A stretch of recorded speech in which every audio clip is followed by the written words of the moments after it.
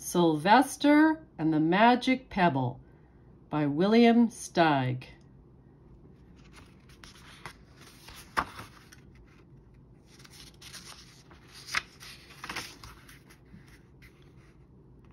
Sylvester Duncan lived with his mother and father at Acorn Road in Oatsdale.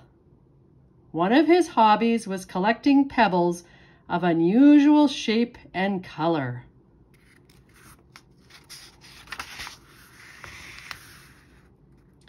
On a rainy Saturday during vacation, he found a quite extraordinary one. It was flaming red, shiny, and perfectly round like a marble. As he was studying this remarkable pebble, he began to shiver, probably from excitement, and the rain felt cold on his back. "I wish it would stop raining," he said. To his great surprise, the rain stopped. It didn't stop gradually as rains usually do. It ceased. The drops vanished on the way down, the clouds disappeared, everything was dry, and the sun was shining as if rain had never existed.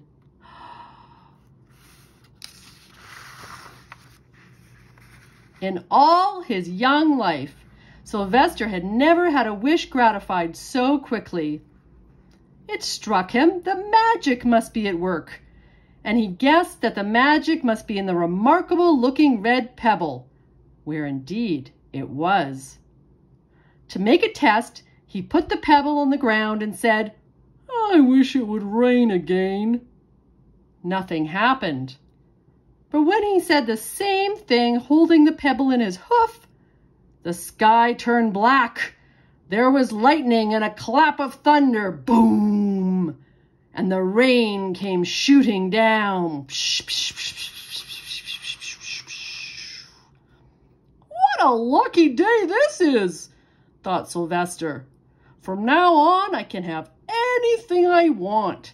My mother and father can have anything they want. My relatives, my friends, and anybody at all can have everything anybody wants." He wished the sunshine back in the sky, and he wished a wart on his left hind fetlock would disappear, and it did. And he started home, eager to amaze his father and mother with his magic pebble. He could hardly wait to see their faces. Maybe they wouldn't even believe him at first. As he was crossing Strawberry Hill, thinking of some of the many, many things he could wish for, he was startled to see a mean, hungry lion looking right at him from behind some tall grass. He was frightened. If he hadn't been so frightened, he could have made the lion disappear. Or he could have wished himself safe at home with his father and mother. He could have wished the lion would turn into a butterfly, or a daisy, or a gnat. He could have wished many things, but he panicked and couldn't think carefully. "I wish I were a rock," he said, and he became a rock. The lion came bounding over, sniffed the rock 100 times, walked round and round it, and went away, confused, perplexed, puzzled, and bewildered. "I saw that little donkey as clear as day. Maybe I'm going crazy," he muttered. And there was Sylvester, a rock on Strawberry Hill, with the magic pebble lying right beside him on the ground, and he was unable to pick it up. "Oh, how I wish I were myself again," he thought, but nothing happened. He had to be touching the pebble to make the magic work, but there was nothing he could do about it. His thoughts began to race like mad. He was scared and worried. Being helpless, he felt hopeless.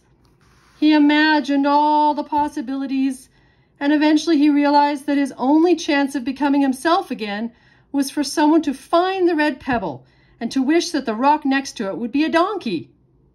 Someone would surely find the red pebble. It was so bright and shiny.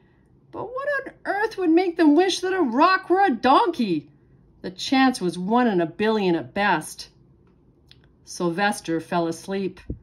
What else could he do? Night came with many stars. Meanwhile, back at home, Mr. and Mrs. Duncan paced the floor, frantic with worry. Sylvester had never come home later than dinner time. Where could he be? They stayed up all night wondering what had happened, expecting that Sylvester would surely turn up by morning.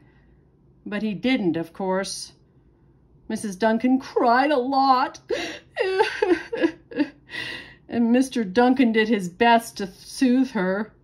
Both longed to have their dear son with them. "I will never scold Sylvester again as long as I live," said Mrs. Duncan, "no matter what he does." At dawn, they went about inquiring of all the neighbors. "Have you seen Sylvester? Have you seen Sylvester?" They talked to all the children, the puppies, the kittens, the colts, the piglets. No one had seen Sylvester since the day before yesterday. "No, sorry, I haven't seen him." No, don't know where he is." Oh, I wish I'd seen him. Sorry." They went to the police. The police could not find their child. No, we don't know where he is." All the dogs in Oatsdale went searching for him. They sniffed behind every rock and tree and blade of grass, into every nook and gully of the neighborhood and beyond, but found not a scent of him. They sniffed the rock on Strawberry Hill, but it smelled like a rock. It didn't smell like Sylvester.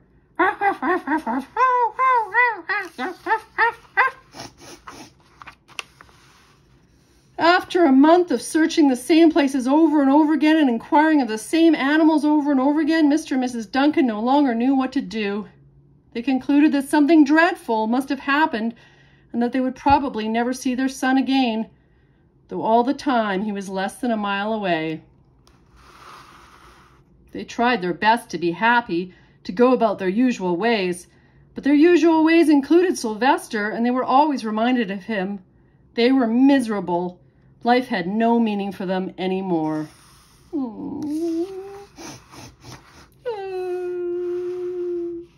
Night followed day, and day followed night, over and over again. Sylvester on the hill woke up less and less often. When he was awake, he was only hopeless and unhappy. He felt he would be a rock forever, and he tried to get used to it. He went into an endless sleep. The days grew colder. Fall came with the leaves changing color. Then the leaves fell, and the grass bent to the ground. Then it was winter. The winds blew this way and that. It snowed. Mostly the animals stayed indoors, living on the food they had stored up. One day a wolf sat on the rock that was Sylvester and howled because he was hungry. Ow, ow, ow, ow, ow, ow, ow. Then the snows melted. The earth warmed up in the spring sun and things budded. Leaves were on the trees again. Flowers showed their young faces. One day in May, Mr. Duncan insisted that his wife go with him on a picnic. "Let's cheer up," he said. "Let us try to live again and be happy, even though Sylvester, our angel, is no longer with us." They went to Strawberry Hill. Mrs. Duncan sat down on the rock. The warmth of his own mother sitting on him woke Sylvester up from his deep winter sleep. How he wanted to shout, "Mother! Father! It's me, Sylvester! I'm right here!" But he couldn't talk. He had no voice. He was stone dumb. Mr. Duncan walked aimlessly about while Mrs. Duncan set out the picnic food on the rock. Alfalfa sandwiches, pickled oats, sassafras salad, Timothy compote.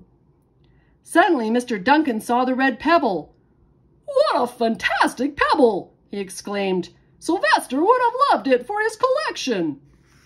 He put the pebble on the rock. They sat down to eat.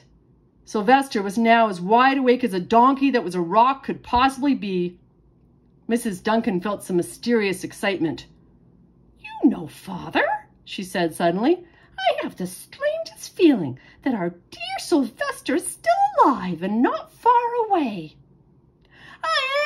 I am, Sylvester wanted to shout, but he couldn't. If only he had realized that the pebble resting on his back was the magic pebble.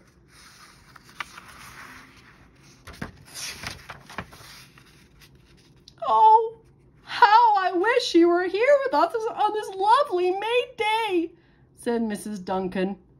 Mr. Duncan looked sadly at the ground. "Don't you wish it too, Father?" she said. He looked at her as if to say, "How can you ask such a question?" Mr. and Mrs. Duncan looked at each other with great sorrow. "I wish I were myself again. I wish I were my real self again," thought Sylvester. And in less than an instant, he was. Oh, it's so wonderful. Oh, you're back. Oh, give me a hug. You can imagine the scene that followed, the embraces, the kisses, the questions, the answers, the loving looks, and the fond exclamations. Whee! When they had eventually calmed down a bit and had gotten home, Mr. Duncan put the magic pebble in an iron safe. Someday they might want to use it, but really, for now, what more could they wish for? They all had all that they wanted. The end.